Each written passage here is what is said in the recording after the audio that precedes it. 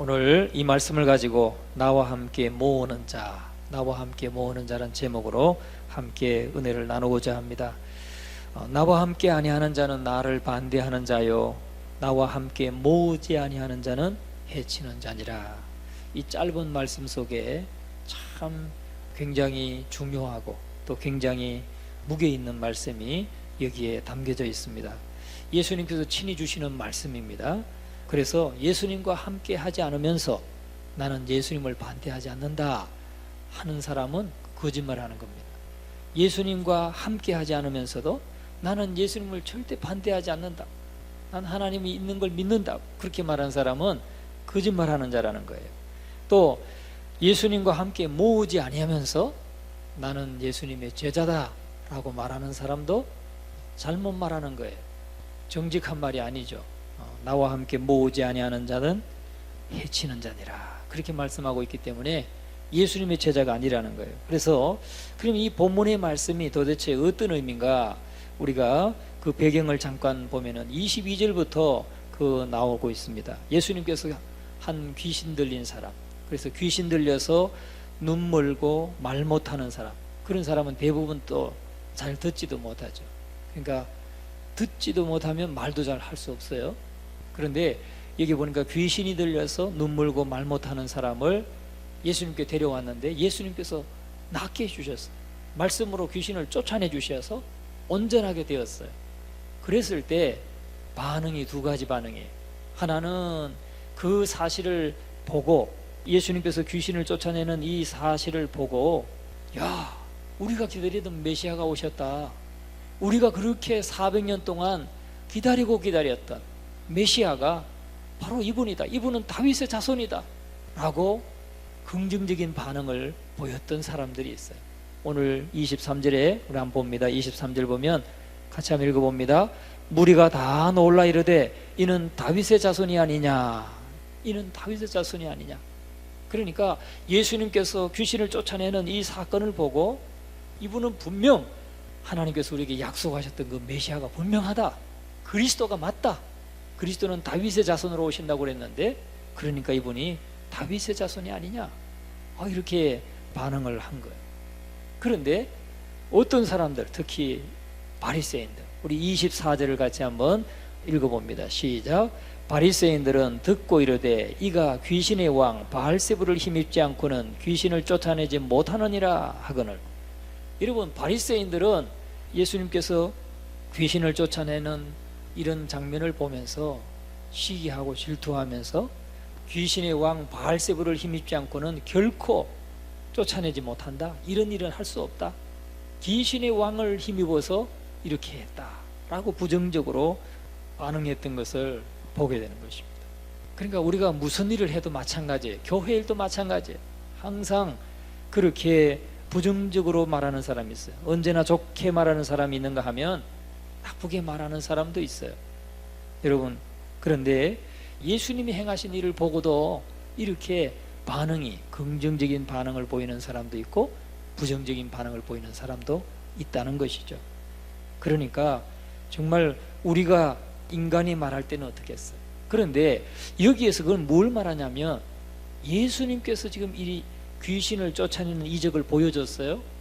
그런데 이거는 그 한 사람이 귀신이 쫓겨나가고 온전해지는 걸 말하기보다는 예수 그리스도께서 하나님의 아들이 되신다는 것을 알게 하려고 이 역사를 보여주셨다는 사실이죠.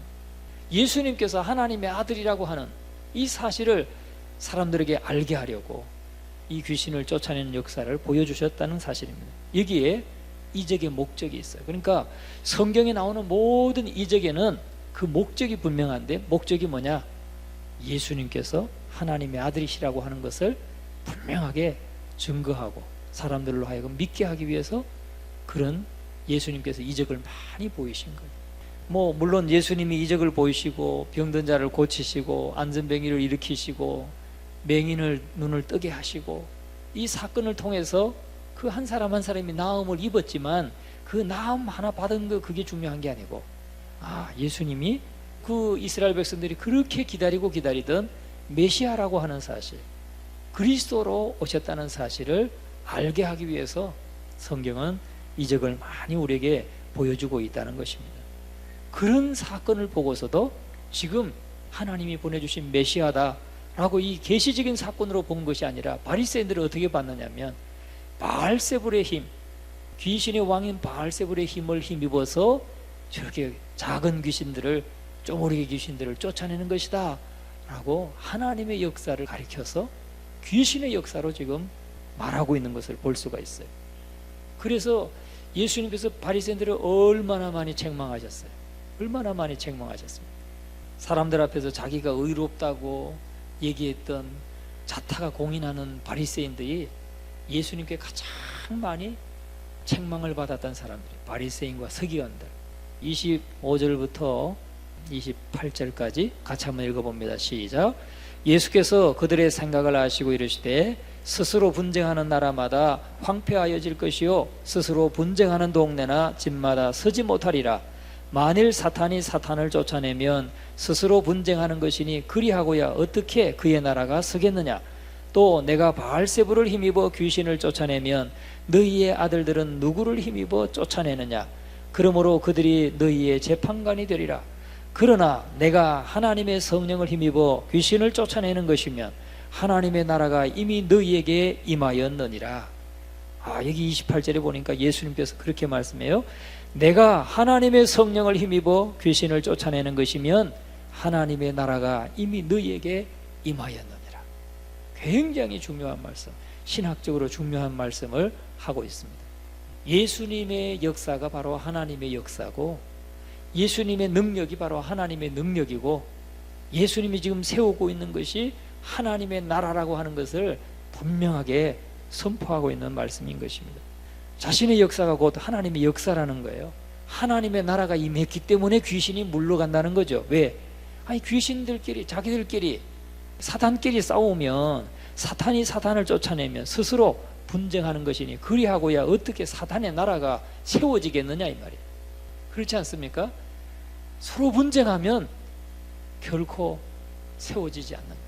예수님께서 귀신의 왕인 그 바알세불을 힘입어서 이렇게 귀신을 쫓아내는 것이면 어떻게 사단이 세우려고 하는 그 나라가 서겠느냐.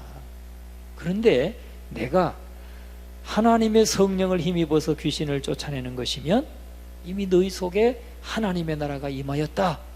그렇게 말씀하는 거예요. 내가 하나님의 성령을 힘입어서 귀신을 쫓아내는 것이면 하나님의 나라가 이미 너희에게 임하였느니라. 여러분, 하나님의 나라가 임하였기 때문에 지금 귀신이 쫓아나간다는 거예요. 하나님의 주권이 그 속에 역사하고 하나님의 능력이 그에게 역사하기 때문에 귀신이 쫓겨나간다는 거예요. 사단의 역사로 사단이 쫓겨나가는 게 아니에요. 귀신이 쫓겨나가는 것이 아니라 하나님의 성령이 이미 너희 속에 임하였기 때문에 귀신이 쫓겨가고 하나님의 나라가 이미 임했다라고 말씀하는 것입니다. 여기에 중요한 문제가 있는 것입니다. 오늘 저와 여러분은 어떤 의견으로 이 사건을 응답하고 있습니까? 한 무리들 예수님을 이 사람이 다윗의 자손이 아니냐라고 말했던 하나님의 그 나라를 보았던 사람들이 편입니까? 아니면 여러분은 바리새인들처럼 지금 귀신에 힘입어서 이렇게 귀신을 쫓아내는 것으로 바라보고 있습니다. 이 둘 중에 여러분은 어느 쪽에 지금 여러분이 응답하고 있습니까? 이것이 오늘 본문에 나타난 중요한 이슈이기도 합니다. 그래서 말씀의 핵심은 절대 중도가 없다는 거예요. 중도가 없어요. 중간 중립적인 위치가 없다는 거예요. 이것도 아니고 저것도 아니고 이것도 기고 저것도 기고 그렇게 될 수 없어요. 하나님의 성령이 임하여서 하나님의 나라라고 보든지 아니면 바리새인들처럼 이렇게 귀신의 힘을 힘입어서 쫓아내는 귀신의 나라, 사탄의 나라로 보든지, 사탄의 나라가 임하였다고 보든지 하나님의 나라가 임하였다고 보든지 둘 중에 하나라는 거예요. 그것을 오늘 우리에게 말씀하고 있는 것입니다. 그래서 중간 존재는 없다는 겁니다. 믿든 안 믿든 둘 중에 하나입니다. 믿느냐 안 믿느냐. 나는 믿는 것 같은데 안 믿는 것 같고, 안 믿는 것 같은데 믿고, 그런 거 없다는 거예요. 우리의 믿음이라고 하는 거는 정말 믿든지 아니면 안 믿든지 둘 중에 하나라는 겁니다. 그러니까 오늘 이 본문이 말씀하고 있는 것은 중립은 존재하지 않는다는 거예요. 회색 분자는 있을 수 없습니다. 기회주의자도 있을 수 없습니다. 예수님의 편 아니면 마귀의 편이라는 것을 잊지 말아야 된다는 거죠. 우리가 신앙생활 하면서 우리는 이 둘 중에 하나입니다. 예수님의 편이냐 아니면 마귀의 편이냐, 둘 중에 하나라는 거예요. 여러분, 예수님 곁에 같이 있었던 12제자가 있었어요. 그 중에 한 사람은 마귀의 편이었어요. 가룟 유다는 마귀의 편이었어요. 그래서 그는 마귀의 제자가 되어서 마귀의 종이 되어서 예수님을 십자가에 내어주는 그런 역할을 하게 되었죠. 여러분, 우리는 중간 존재나 회색적인 또는 기회주의적인 입장은 있을 수 없다는 것을 꼭 여러분 기억하시기 바랍니다. 그런데 오늘 이 본문이 우리에게 주는 중요한 신앙적인 문제, 우리에게 세 가지 신앙적인 문제를 던져주는데, 첫째는 그리스도께 대한 충성에 대해서 우리를 시험하고 있어요. 그리스도께 대한 충성. 여러분, 충성 없는 신앙은 신앙이 아닙니다. 우리가 신앙 있잖아요. 하나님을 지금 신앙하잖아요. 믿잖아요. 충성이 없는 신앙은 신앙이 아니다 하는 거예요. 흔히 우리들은 그저 마음만 있으면 된다, 믿으면 생각만 있으면 된다고 하지만 그런 정도의 동의만으로는 바른 신앙을 세울 수가 없습니다. 신앙에는 반드시 충성이 따라야 됩니다. 신앙에는 반드시 충성이 따라야 돼요. 이것을 잊지 말아야 됩니다. 그렇기 때문에 우리는 시간도 하나님 앞에 바치고 물질도 바치고 정성도 바치고 우리가 몸으로 헌신하고 충성하고 생명까지도 바치는 것 아니겠습니까? 신앙은요, 충성이 있어야 돼요. 충성. 오늘 저와 여러분의 신앙에서 내가 지금 주님을 충성하고 있는가 한번 생각해 볼 수, 돌아볼 수 있기를 바랍니다. 그냥 마음속으로만 예수님을 믿는다고 하는 것은 거짓말하는 거예요. 마음속으로 믿으면 행동으로도 따라야 그게 온전한 믿음인 것입니다. 마음으로만 사랑한다든지 마음으로만 믿는다든지 하는 사람에게는 결정적인 순간이 다가오는 거예요. 지금 바리새인들 보세요. 바리새인들이 자기들은 율법을 다 지킨다고 자부하던 사람이에요. 자부하던 사람. 그리고 누구한테도 난 율법 다 지킨다고 큰 소리 치던 사람들이 바리새인이에요. 그런데 지금 주님이 이 사건을 통해서 보여줬을 때 그들이 딱 반응하는 거예요. 마귀, 사단의 종이라는 걸 보여주고 있잖아요. 오늘 우리가 주님 앞에 충성을 다하지 않고 마음을 다하고 뜻을 다하고 또 목숨을 다해서 힘을 다해서 주님을 사랑하지 아니하면 이런 순간에 우리가 닥치게 된다는 거예요. 이런 순간에 닥치게 돼요.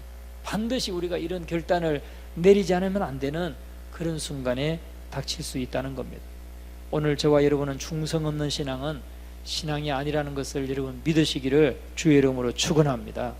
어떻게 신앙에 충성이 따르지 않을 수가 있습니까? 그러므로 그리스도인 된 우리는 충성 없이 그냥 지식적으로만 알고 있다고 구원받지 못합니다. 관례적으로 행한다고 해서 아마 옳을 거라고 하는, 복음이 옳을 거라고 하는 정도의 판단 가지고는 우리가 예수님을 믿고 있다고 생각할 수 없어요. 분명히 해야 됩니다. 믿음은. 자, 그래서 우리에게 그리스도에 대한 충성에 대해서 우리에게 문제를 제기하고 있어요. 그 다음에 두 번째는 분명한 결단이 필요하다는 거예요. 분명한 결단이. 우유부단해서는 안 되는 것입니다. 마태복음 16장 24절에 말합니다. 이에 예수께서 제자들에게 이르시되 누구든지 나를 따라오려거든 자기를 부인하고 날마다 자기 십자가를 지고 나를 쫓을 것이니라. 예수님이 말씀하시잖아요. 너무나 분명하게 말씀하세요. 너무나 분명하게. 우리는 이 말씀을 듣고 분명한 결단을 해야 된다는 거죠. 분명한 결단을 해야 돼요. 우리 신앙은 분명한 결단이 있어야 돼요. 그렇지 않으면 흐지부지 따라가면서 자기도 믿음 있는 것처럼 생각했는데 주님 앞에 딱 설 때는 정말 부끄럽거나 아니면 그 앞에 서지 못할 수도 있다. 왜요? 예수님이 말씀하잖아요. 누구든지 나를 따라오려거든, 누구든지 내 제자가 되려고 하면 자기를 부인하고 자기 십자가를 지고 나를 따라와야 된다. 그렇게 말씀하시기 때문에 또 부모와 처자와 형제와 및 나아가서 자기 목숨까지도 미워하지 아니하면 능히 내 제자가 될 수 없다 라고 말씀하잖아요. 그러니까 우리에게 분명한 결단을 요구하고 있다는 거예요. 여러분, 우리는 오늘 이 시간 정말 나는 분명한 결단을 가지고 주님을 쫓고 있습니까? 날마다 나 자신을 부인하고 내 십자가를 지고 주님을 따르고 있습니까? 그래야 주님의 제자가 될 수 있다. 우리는 아이고 그거는 내가 도저히 따를 수 없는 기준이니까 나는 포기, 그래서는 안 되는 거예요. 우리는 결단하면 주님이 이끌어 주시는 줄 믿습니다. 성령을 우리에게 충만하게 부어주시고 우리를 이끌어 주시는 줄 믿습니다. 신앙은 분명한 결단을 요구합니다. 미루어서는 안 됩니다. 지금 당장 우리에게는 다른 모든 것보다도 예수님을 더 사랑하는 마음이 필요한 것입니다. 그리고 거기에는 결단이 요구됩니다. 어떻게? 내가 다른 누구보다도 주님을 더 사랑하겠다 하는 그 결단이 요구된다니까요. 내가 부모님을 사랑하지만 부모님을 사랑하는 것보다도 주님을 더 사랑하겠다 하는 그 분명한 결단, 그것이 있을 때 우리는 우선순위를 하나님께 둘 수 있다는 거예요. 그게 아니면 우선순위를 하나님께 둘 수 없어요. 여러분, 재미있는 이야기가 있어요. A라고 하는 사람이 B라고 하는 사람에게 말합니다. 너는 술을 먹겠느냐, 밥을 먹겠느냐, 떡을 먹겠느냐. 그랬더니 B라고 하는 사람 대답이 나는 술에다가 밥을 말아가지고 떡을 안주로 해서 먹겠다고 그랬다는 거예요. 세 가지를 다 먹으려고 했다는 거죠. 근데 그건 있을 수 없는 거란 겁니다. 우리가 예수님을 쫓으려고 하면 버리는 것이 많아요. 버려야 되는 게 많아요. 버리지 않으면 안 되는 게 많아요. 예수님을 쫓으면서 우리가 그냥 세상에서 살고 있을 때 가지고 있던 거 다 가지고 쫓아갈 수는 없어요. 왜? 그렇게 쫓아가면 주님이 너는 내 제자가 아니다 라고 말씀하기 때문에. 너는 내 제자가 아니다. 너가 나를 따라온다고 지금 따라오고 있는 것이냐? 그 나를 따라오는 게 아니다 라고 주님이 말씀하기 때문에 그래요. 우리가 예수님을 따르려고 하면 많이 버려야 돼요. 명예도 버려야 되고, 물질 사랑하는 것도 버려야 되고, 세상도 버려야 되고, 버려야 될 게 너무나 많아요. 오늘 저와 여러분이 오늘 이 말씀을 대하면서 정말 신앙이라고 하는 것은 그리스도를 얻음으로써 버리는 것이 많다는 것, 또 버려야 될 것이 많다는 것, 끊어버려야 될 것도 많다는 것, 이것을 깨닫게 되기를 주의 이름으로 축원합니다. 우리가 지금 대학 입시가 지금 치러지고 있는 과정인데, 예를 들어서 서울대학을 가려고 하는 사람이, 제가 보니까 공부 잘하는 사람은 다르긴 달라요. 제가 고등학교 때 우리 기숙사에 우리 방에 누가 살았냐면 그 자기 반에서는 1등하고 전교에서 3등하는 애가 우리 방에 같이 살았어요. 같이 지냈어요. 이 친구는 저 광주에서 온 친구인데 안경이 막 돋보기인데 얼마나 두꺼운지 말이죠. 돋보기인지 역도 하여튼 볼록인지 오목인지 잘 기억도 안 나요. 두꺼워가지고 막 겹겹이 막 보여요. 삐쓱 말라. 운동 하나도 안 해가지고 아주 그냥 삐쓱 말랐어요. 우리 교회는 그런 사람이 없어요. 그렇게 마른 사람이. 저도 그 친구 되면 아주 괜찮아요. 이 친구는 어디 갔냐면 서울대 갔어요. 서울대 갔는데 오늘 고등학교 동기들 카톡방에 보니까 이 친구가 뭐 하냐면 연출가로 나와가지고 감독으로는 뜨지 못했어요. 연극예술인협회인가 거기에서 하여튼 그 사무총장인가 하는 친구예요. 그래서 오늘 보니까 강릉에서 영화제가 있다고 막 소개하고 그러더라고요. 그리고 그 친구가 공부 잘했어요. 반에서 1등, 전교에서 막 3등에서 6등 막 이렇게 왔다 갔다 하던지. 근데 그 친구를 보면 움직이질 않아요. 엉덩이가 의자에서 떨어지질 않아요. 떨어지질 않아. 눈이 나빠가지고 안경 벗으면 보이지도 않아. 누군지도 잘 몰라요. 그러니까 서울대 가겠죠. 여러분, 정말 공부해서 그렇게 최고의 대학에 가려고 하는 사람은 보니까 엉덩이가 떨어지지 않아. 놀 거 다 놀면서 어떻게 그런 데 가겠어요. 우리가 예수님의 제자가 되는 것도 마찬가지라니까요. 예수님의 제자가 되는 것도 포기해야 될 거 다 포기해야 돼요. 때로는 운동하는 것도 그 공부하는 사람이 운동하는 것도 포기하고 친구들하고 놀러 가는 것도 포기하고 아침부터 밤까지 막 취침시간도 막 지나가지고까지 공부하고 보니까 보통 3시간 4시간 자더라고. 그 친구. 저도 4시간밖에 안 잤어요. 나는 일어나서 많이 졸았지만 그 친구는 얼마나 열심히 잘했는지. 하여튼 좋은 대학 가고 그랬어요. 여러분, 제가 말씀드리고자 하는 것은 정말 우리가 예수님의 제자가 되려고 하면 분명한 결단을 해야 되고 또 버릴 거 버려야 된다 하는 거예요. 그 다음에 셋째는 이게 가장 중요한데 그리스도의 절대성입니다. 오늘 이 본문의 말씀을 통해서 우리에게 주시는 것은 그리스도의 절대성이에요.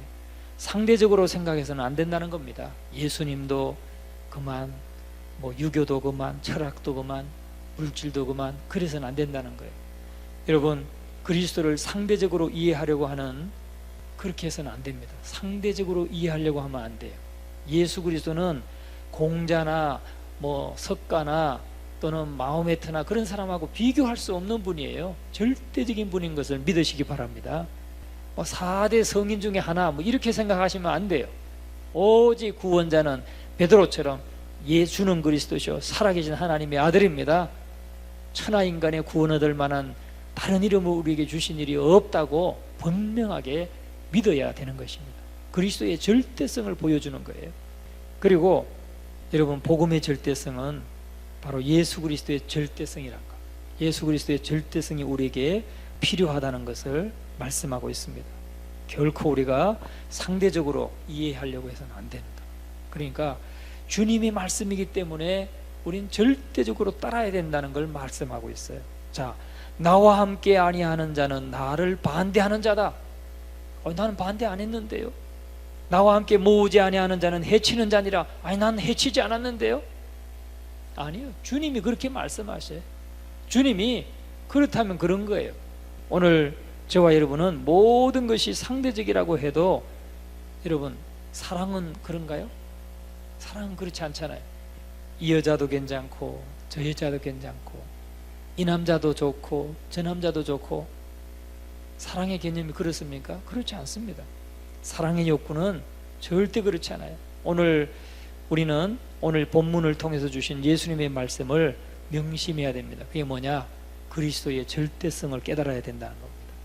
예수님의 말씀은 절대적인 말씀이라는 것. 나와 함께 아니하는 자는 나를 반대하는 자요, 나와 함께 모으지 아니하는 자는 해치는 자니라. 여러분, 주님이 하시는 말씀은 내가 절대적인 것처럼 너희도 절대적으로 나를 따라야 된다, 그 말을 하고 있는 거예요. 자, 그러면 본문 말씀 30절에 우리에게 가르쳐주는 핵심적인 거 2가지가 딱 있어요. 그건 뭐냐면 나와 함께 하는 자, 나와 함께 하다 하는 말과 나와 함께 모으다 하는 2가지를 말하고 있어요. 나와 함께 하는 자, 그는 나를 받아들이고 영접하는 자이고, 나와 함께 아니하는 자는 나를 반대하는 자다. 이 개념이 하나, 이 말씀이 하나 있고, 또 하나는 나와 함께 모으는 자가 있고 나와 함께 모으지 않는 자가 있다는 거예요.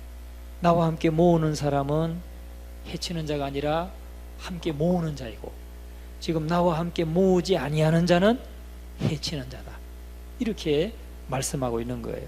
자, 그러면 이 말이 뭡니까? 첫째, 나와 함께 하다 하는 이 말은 소속을 의미하는 거예요. 소속을 의미하는 거예요. 예수님께서 너는 내 편이냐 아니면 남의 편이냐, 이걸 묻는 거예요. 나와 함께 하는 자는 나를 반대하는 자요, 그랬어요. 나와 함께 하는 자는 나를 찬성하는 자고 나를 받아주는 자고, 나와 함께 아니하는 자는 나를 반대하는 자다, 이 말이죠. 그러니까 너는 예수님의 편이냐 아니면 마귀의 편이냐, 이 둘 중에 하나라는 겁니다. 소속을 분명히 해야 된다는 것을 우리에게 말씀해 주고 있는 거예요. 여러분은 소속이 어디입니까? 그러면 우리는 거침없이 나는 예수님께 속한 자입니다, 나는 예수님의 제자입니다, 나는 하나님의 자녀입니다, 우리 분명하게 그걸 말씀할 수 있어야 돼요. 2번 생각할 것도 없어요. 자, 한번 물어보겠습니다. 여러분은 어느 소속입니까? 나는 예수님의 소속입니다, 나는 예수님의 자녀입니다, 이렇게 분명하게 말씀해야 돼요. 그게 그리스도인이라는 말이 그거예요. 바로 그리스도인이라는 말이, 크리스찬 하는 말이 예수님께 속한 자, 그리스도에게 속한 자, 이런 의미잖아요. 그래서 우리는 예수님께 소속되었다는 것을 잊지 말아야 됩니다. 할렐루야. 오늘도 우리가 기도할 때 우리가 예수님에 소속되었다는 거, 그래서 우리가 하나님의 자녀로서 하나님 아버지에게 아뢰고 간구하는 거잖아요. 아무것도 염려하지 말고 오직 모든 일에 기도와 간구로 감사함으로 하나님께 아뢰라. 그리하면 모든 지각에 뛰어난 하나님의 평강이 너희 마음과 생각을 지키시리라. 빌립보서 4장 6절 7절에 말씀하잖아요. 왜 그렇습니까? 우리가 하나님 소속이기 때문에, 우리가 예수님 소속이기 때문에. 오늘 이 사실을 기도할 때 분명하게 그 중심을 딱 가지고 하나님 앞에 담대하게 구할 수 있기를 주님의 이름으로 축원합니다. 우리의 신분증은 바로 예수 그리스도이고, 나의 생각이나 나의 뜻이나 나의 마음이나 나의 입장, 모든 것이 예수님께 속한 것이라는 것을 여러분 확신하시기를 주님의 이름으로 축원합니다. 자, 그럼 두 번째 의미, 나와 함께 모으다 하는 이 말은 사역을 의미하는 거예요. 사역. 주님과 함께 모아야 된다는 거죠. 내가 예수님의 소속이라는 것만으로 우리가 온전치 않아요. 주님과 함께 모아야 된다는 거예요. 여기서 보면 나와 함께 모으지 아니하는 자는 해치고 있는 자다, 이 말이에요. 그러면 해치지 않으려면 어떻게 해야 됩니까? 함께 모아야 된다는 거죠. 예수님과 함께, 나와 함께.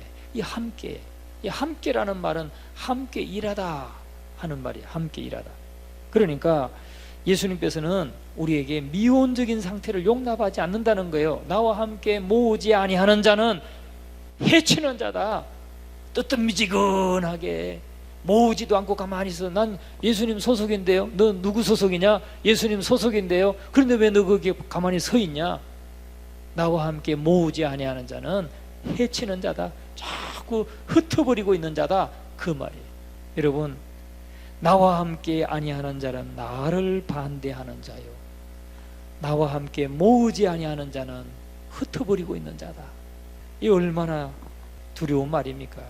너는 못하는 사람이냐, 이 말이죠. 너 나하고 함께하는 자냐? 너는 내 소속이냐? 그러면 나와 함께 모아야 된다, 그 말을 하시고 있는 거예요. 나와 함께 모아야 된다. 예수님에 속한 자는 함께 의미하는 거, 함께가 의미하는 이 동거하다, 함께 사역하다, 함께 일한다는 그런 뜻인데, 만일 함께하지 못하면 우리가 십자가를 지지 못할 것이지만, 예수님과 함께하지 않으면 능력이 모자라기 때문에 그렇게 살 수도 없어요. 그런데 함께 모으는 자가 되어야 된다라고 말씀하고 있는 거예요. 예수님을 배우고 예수님을 닮고 예수님을 사모하는 것만으로는 안 된다는 거죠. 예수님 소속으로 그냥 예수님 배우고 예수님 닮고 예수님을 사모하는 것만으로는 안 된다. 나와 함께 모으지 아니하는 자는 지금 자꾸 흩어버리고 있는 자다. 주님이 말씀이 얼마나 이게 두려운 말씀이에요. 나와 함께 모으지 아니하는 자는 흩어버리고 있는 자다. 얼마나 두렵습니까? 함께 사역한다는 말은, 다시 말하면 정말 함께 하는 게 있어요. 내가 주님의 소속이고 주님을 배우고 주님을 닮고 주님을 사모한다고 하면 주님과 함께 하는 게 있어야 돼요. 우리가 예를 들어서 남녀가 이렇게 부부가 되어도 자녀가 없으면 나중에 사랑이 식어지기 쉽잖아요. 오랜 세월이 지나면 사랑이 식어지기 쉬워요. 근데 자녀가 둘이 함께 일을 해서 공동 작품이 있어 보세요. 그 자녀 때문에라도 열심히 더 살잖아요. 더 사랑하려고 하고. 그와 마찬가지로 우리가 함께 일을 할 줄 알아야 돼요. 함께 도울 줄도 알아야 돼요. 예수님이 말씀합니다. 나와 함께 모으지 아니하는 자는 해치는 자다. 함께 있는 것만으로 부족하다는 거예요. 함께 있는 것만으로 부족하다. 내가 하는 일을 너희도 해야 된다고 말씀하는 것입니다. 이 함께 일한다는 말은 바로 그것이 전도하는 것이고 봉사하는 것이고 주를 위해서 헌신하는 것을 말하는 것입니다. 그러니까 우리가 그리스도께 속하는 일이 중요하죠. 그래서 구원받은 것 중요합니다. 그러나 그에 못지않게 중요한 것은 그리스도께 헌신하고 그분이 하시던 일을 하는 것, 그분이 하시던 일을 하는 것, 또 주님과 함께 하는 것, 그것이 중요하다는 것을 말씀하고 있는 거예요. 지금 두 가지를 딱 말씀하잖아요. 여러분, 오늘 우리 자신들을 한번 돌아볼 수 있기를 주님의 이름으로 축원합니다. 예수님은 지금 모으려고 하고 있는데, 애쓰시는데 이를 지금 흩트고 있는 우리는 아닌가, 나 자신은 아닌가, 내가 함께 모으지 아니함으로 인해서 지금 해치고 있는 자는 아닌가, 이 사실을 우리가 한번 점검해 볼 수 있기를 주님의 이름으로 축원합니다. 그러니까 우리가 주님과 함께 있는 것만으로는 부족하다. 주님과 함께 일하고 주님과 함께 모으는데, 즉 하나님의 일에 헌신하고 충성하는 일꾼이 될 때에 정말 주님의 기쁨이 된다 하는 사실을 확신하시고 헌신하시는 우리 모두가 될 수 있기를 주님의 이름으로 축원합니다.